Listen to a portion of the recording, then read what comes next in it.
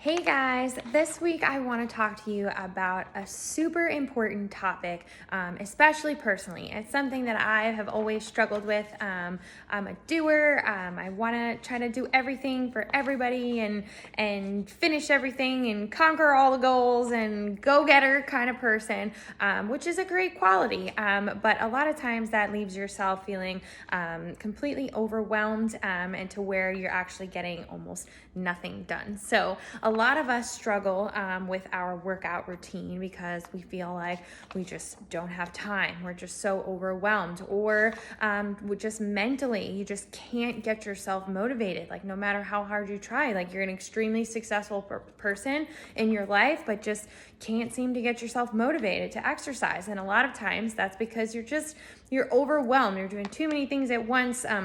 Trying to please everybody, running around like crazy. So today I wanted to talk to you guys about finding balance by setting boundaries for yourself, okay? And for the people around you, the people that are close to you, okay? So, and there's nothing wrong with boundaries as long as they're healthy, okay? It doesn't have to be like putting your hand up and saying, no, I'm doing this. And it also doesn't mean that you have to be super relaxed and I'm doing everything kind of thing, okay? So boundaries are important as long as they're healthy. And they're kind of a little bit negotiable. They can go left and right. So something that I've learned over the years, boundaries should look kind of like a chain link fence, okay? So like there's some space between the chain link fence. So you have your boundary and you put it up there, and obviously there's a little room to get kind of through the chain link fence. It's not a total wall, but it's also not just like totally see-through where it's permeable, like you can get right through kind of thing, okay? So today I want to talk about 3 different types of boundaries that you can set for yourself in order to help your health and wellness routine. So those 3 most important ones, from my point of view, are time boundaries, mental boundaries, and emotional boundaries. So I have some important stuff to say. I even put it on paper so I wouldn't forget. Okay, so time boundaries. So you have the right to say no to others in order to respect your own time, especially when it comes to balance.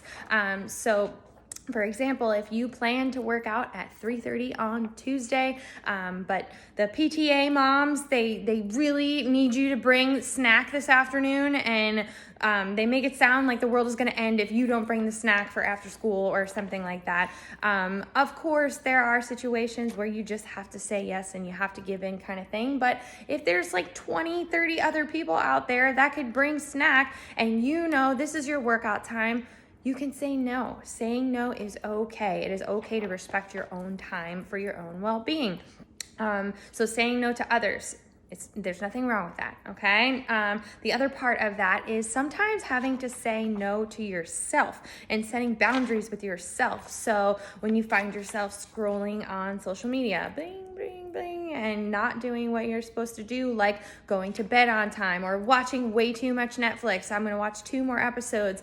Oh, but I'm supposed to be in bed by 10, okay? So setting some boundaries for yourself in terms of time constraints that don't let yourself spend too much time doing things that you really don't need to be doing that aren't really good for you, okay? So set some boundaries with yourself as well, okay? Saying no to others as well as yourself. Okay, so second part, boundaries, mental boundaries. So allowing yourself to be in the moment and in a certain headspace without any distraction. Okay, so the best example I can use for this, the iWatch or our Fitbits even.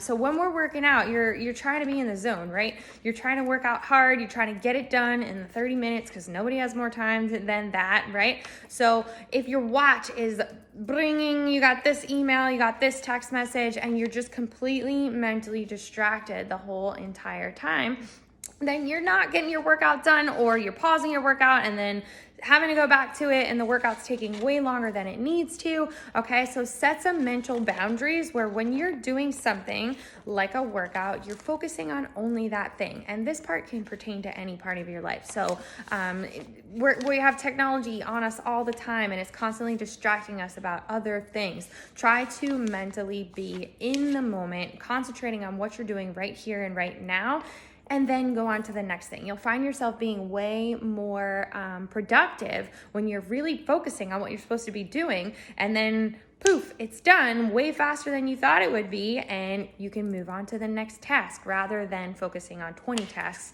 all at once and never actually completing one of them to the best of your ability. All right, so mental boundaries.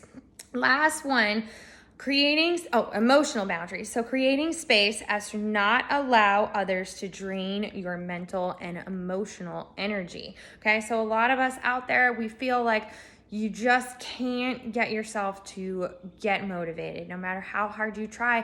And a lot of times it's because we're kind of surrounded by emotions that are just draining on us. So for example, we all have one friend out there that's kind of just in a rut, and they're going through a hard time in their life, and there's nothing wrong with that, and you want to be there for them and hear them out and have a drink and just let them rant kind of thing. But sometimes listening to everything that's going on with them, it can dampen your mood and you find yourself being not so motivated.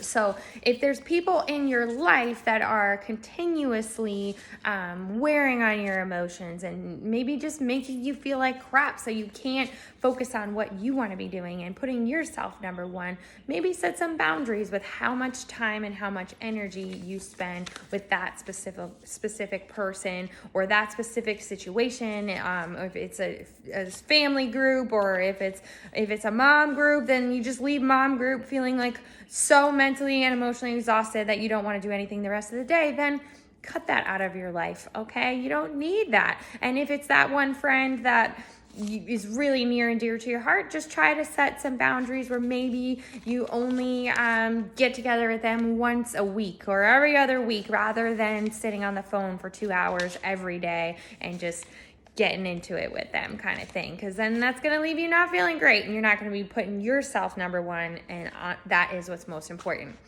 All right, so try to set some time, some mental and emotional boundaries for yourself that can help you get into the right mindset so you can find balance in your lifestyle. Okay, there's so much more to this than just eating salads and just working out hard. Okay, there's so much that goes into it mentally, physically, emotionally. You've got to be in the right mindset. You got to feel good emotionally. You got to make that time for yourself. So try to work on setting some new boundaries this week. Reach out to me if you guys have any questions. #BalanceBanter. Bye, guys.